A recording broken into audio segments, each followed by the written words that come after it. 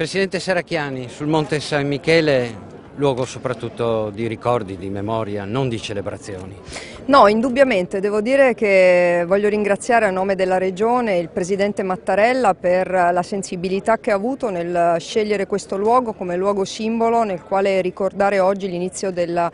Grande Guerra. Credo che sia anche un grande riconoscimento per la Regione, per i tanti caduti che oggi cerchiamo appunto di ricordare al meglio, non dimenticandoli. Presidente, a Trieste questa sera lo Stato Maggiore dell'Esercito ricorda un 24 maggio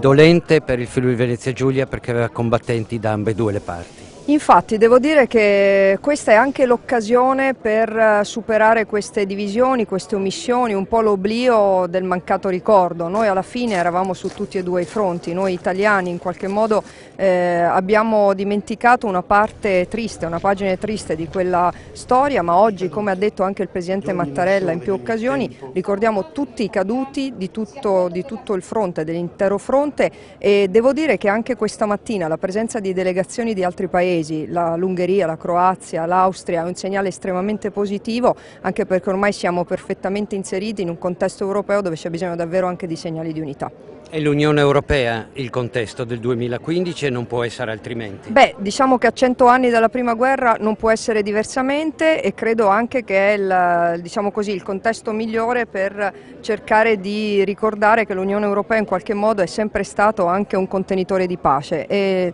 farlo a 100 anni dalla prima guerra probabilmente è il modo migliore anche per rafforzare l'idea politica dell'Europa.